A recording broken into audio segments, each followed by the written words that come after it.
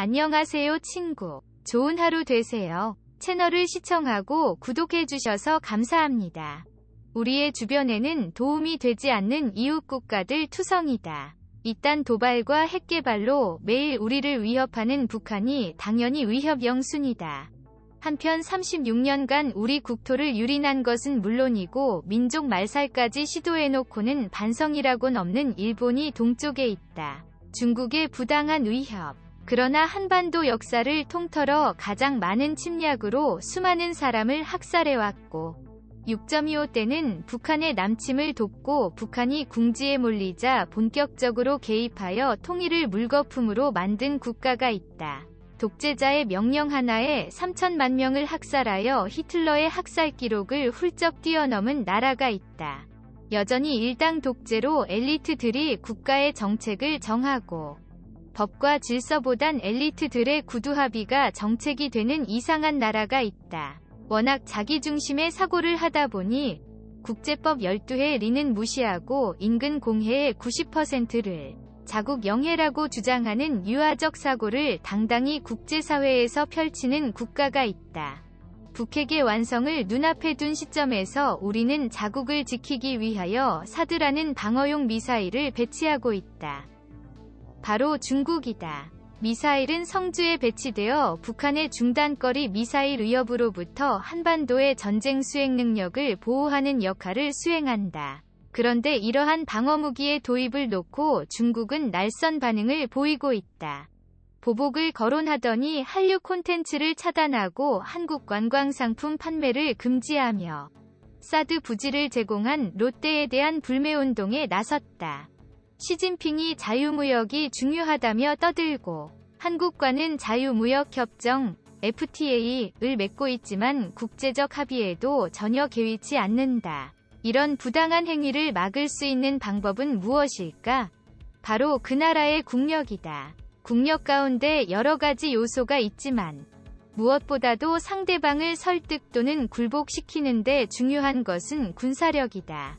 흔히들 현재 한반도의 상황이 구한말과 같다고 표현한다. 리더십 없는 정치권의 행보를 보면서 그런 좌절감을 느낄 만하다. 바로 우리의 군사력이다. 그러나 구한말과 근본적으로 다른 한 가지가 있다. 주변국이 두려워할 우리의 전략 무기체계를 딱 3개만 소개한다. 동북아 최강의 전투기 F-15K 슬램이글. 전 세계를 통틀어 전투기를 200여 대 이상 보유한 국가는 많지 않다. 그런데 전투기 숫자만 많다고 다가 아니다. 현대적 능력을 갖춘 4세대 이상의 전투기를 얼마나 보유하고 있느냐가 관건이다. 일례로 북한이 800여 대의 전투기와 공격기를 보유하고 있다고 하지만 실제 4세대 전투기는 이-29 오직 한 종류로 보유수도 40대에도 못 미치는 것으로 평가된다. 우리 공군은 현재 F-15K 슬램이글 전투기를 보유하고 있다. F-15K는 도입 이후부터 동북아 최강의 전투기로 표현되어 왔다. 실제로 F-15K 위 아버지 뻘에 해당하는 F-15A, B, C, D 이글의 경우 104대 0이라는 놀라운 실전 기록을 가지고 있다. F-15K 위 큰 형이라고 할 수 있는 F-15E 스트라이크 이글은 미국 최고의 전술 타격기로 걸프전과 대테러 전쟁에서 맹활약을 해왔다. 암남 중거리 공대공 미사일로 100km 밖의 적기도 격추시킬 수 있다. F-15K도 그런 핏줄을 이어받고 있다. 무려 11톤의 각종 정밀폭탄과 미사일을 장착하여 2차 대전 당시 B-29 폭격기, 9톤 무장, 보다 더 뛰어난 폭장 능력을 갖춰 실질적으로 전략 타격기로 기능할 수 있다. 여기에 더하여 F-15K는 작전 반경이 1270km로 베이징이나 도쿄까지 충분히 작전을 수행할 수 있다. 여기에 사거리 500km 위 타우러스 순항미사일까지 운용할 수 있어 전략적 타격이 가능한 강력한 전투기다. 우리 공군은 현재 F-15K 60대를 보유하고 있으며 여기에 2018년부터 F-35 스텔스 전투기까지 도입되면 막강한 타격 전력을 갖추게 된다. 대한민국 해군은 1980년대까지만 해도 그네를 지킬 수 있는 연안해군에 불과했다. 동부가 최강의 이지스함 세종대왕급. 그러나 1990년대부터 본격적으로 한국형 구축함 KDX 사업이 세 차례 진행되면서 대항해군으로 진화해 나갔다. 이런 KDX의 마지막 산물이 바로 바다의 방패인 KDX-3 이지스함 세종대왕급이다. 세종대왕급은 미국의 주력 구축함인 알레이버크급과 유사한 형상을 하고 있다. 똑같이 SPY-1D 이지스 레이더를 장착하며 5인치 한 포의 VLS 수직 미사일 발사기를 갖추고 있다. 알레이버크와 거의 같은 설계를 하고 있는 것은 일본 해상자위대의 공고 아타고급으로 한 미 139기 이지스함을 한데 모아놓고 있으면 외양상으로 구병하는 것이 쉽지 않다. 그러나 세종대왕급은 3종의 이지스함 가운데 가장 무겁다. 만재 배수량으로 치면 무려 1만 600톤에 이르러 구축함이라기보단 순양함에 가깝다. 이는 미1의 구축함보다 무려 32발의 미사일을 더 싣고 있기 때문이다. 즉 128발의 미사일을 수납하며 그 중에는 사거리 1500km의 국산 순항미사일도 포함된다. SPY-1D V 이지스 레이더로는 450km가 넘는 거리에서 적의 미사일과 전투기를 탐지할 수 있어 세종대왕급이 북한 미사일의 발사 탐지 및 추적을 담당한다. 또한 이지스 전투 시스템으로 최대 900개의 공중 목표를 추적하고 동시에 최대 17개의 목표와 교전할 수 있다. 그야말로 해상을 장악하고 하늘을 지키며 지상으로 화력을 쏟아낼 수 있는 해상 전력 무기다. 우리 해군은 현재 단 3척의 세종대왕급을 보유하고 있으나 배치 2차 건조 사업을 통해 2020년대 중반에 3척을 추가 건조할 예정이다. 역시 한 나라의 힘은 그 나라의 무기가 닿는 영역까지 미치기 마련이다. 대한민국의 전략군 현무 미사일 전력. 현재 대한민국이 해외로 투사할 수 있는 무기 가운데 가장 강력한 것 중의 하나가 바로 미사일 전력이다. 현재 우리 군은 2가지 종류의 지대지 미사일을 보유하고 있다. 탄도미사일과 순항미사일이다. 탄도미사일은 마치 야구공을 던지듯 포물선으로 날아가 목표를 타격하는 반면 순항미사일은 마치 비행기처럼 날개를 펴고 날아가 목표를 제거한다. 탄도미사일은 정밀성이 떨어지지만 빨리 목표를 타격할 수 있고 순항미사일은 속도가 느린 대신 정밀한 핀포인트 타격이 가능하다. 우리 군 탄도미사일의 주력은 현무2이다. 현무2는 사전거리 300km 급이 기본이지만 500km 급의 현무2B가 등장했고 그 이상급인 현무2C 등이 실전 배치를 기다리고 있다.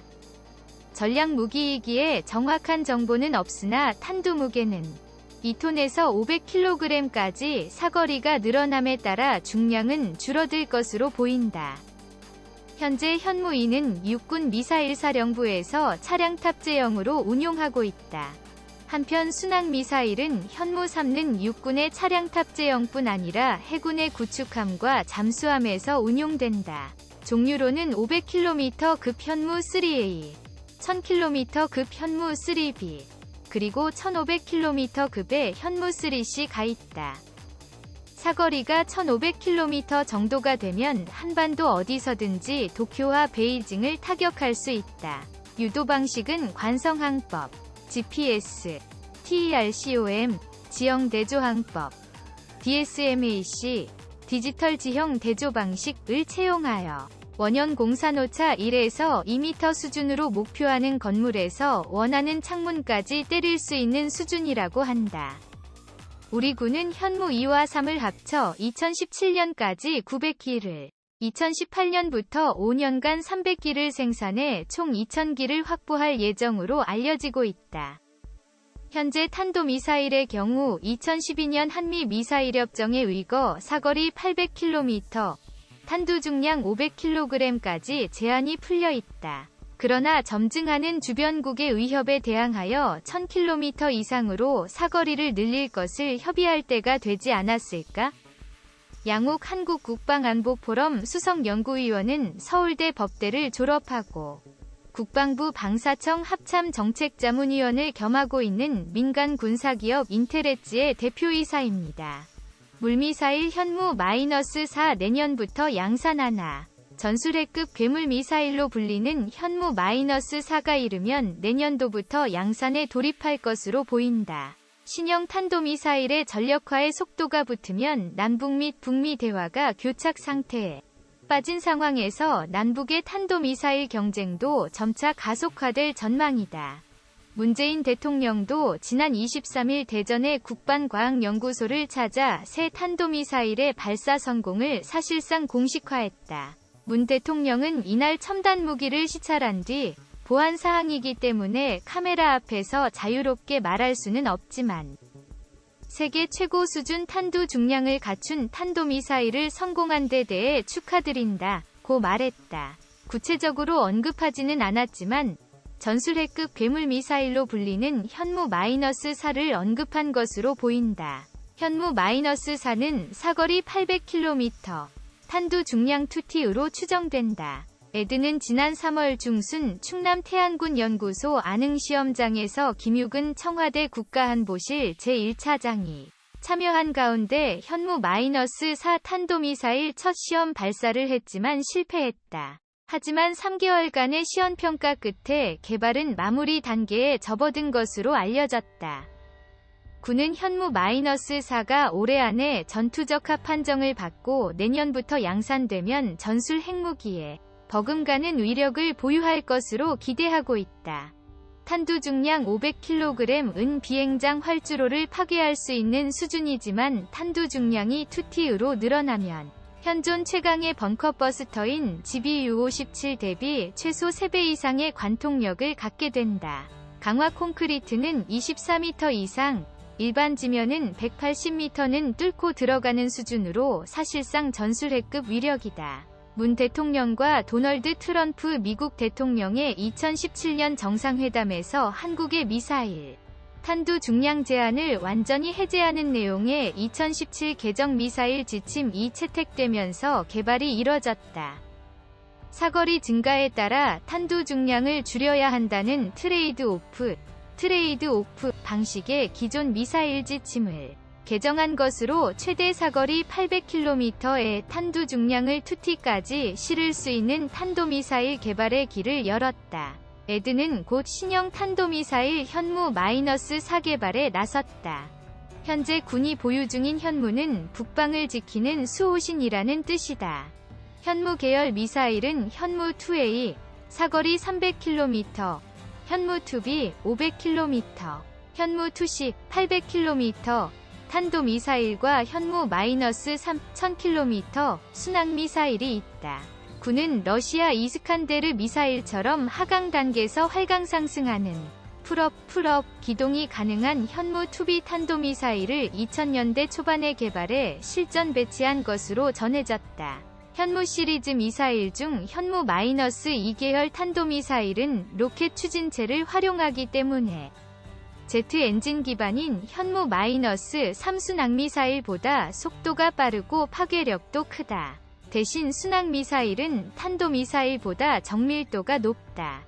육군도 한미가 미사일 지침을 개정하고 현무-4 개발 계획이 수립되자 작전 개념을 바꿨다. 육군은 한반도에서 전면전이 발발하면 개전 초기 전술지대지 미사일 KTSSM, 과 현무-2, 현무-4 등 세 종류의 탄도미사일로 북한 핵과 미사일 기지, 장사정포 진지를 먼저 초토화하는 개념을 수립했다. 공격형 방위 시스템인 킬체인, 체계와 대량 응징 보복, KMPR, 작전을 수행하는 5대 게임 체인저다. 북한 미사일은 3개의 벨트에 나눠 배치되어 있다. 북한도 미사일 개발을 꾸준히 해오고 있다.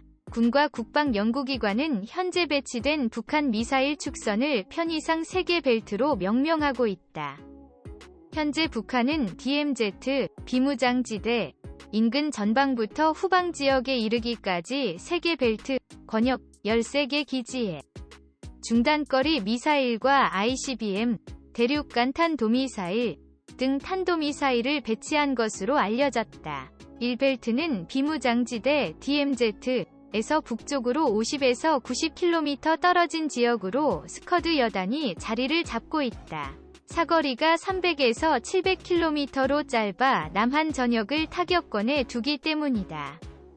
스커드 미사일은 현재 400여 기가 배치되어 있고 이동식 발사대 T-1도 40대 안팎으로 평가되고 있다.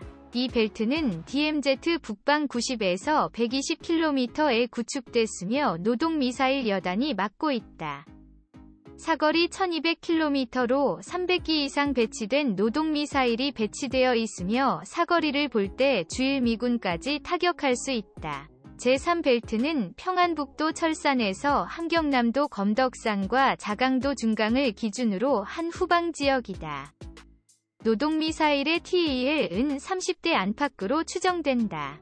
DMZ에서 175km 북쪽인 이곳에는 30에서 50여 기로 추정되는 무수단 미사일이 배치돼 있다. 30대 안팎의 T-1에 의해 이동하면서 발사하면 괌 기지까지 타격할 수 있다. 여기에다 ICBM급인 KN-08까지 3벨트 지역에 배치되면 하와이뿐 아니라 미국 본토까지 위협할 수 있게 된다.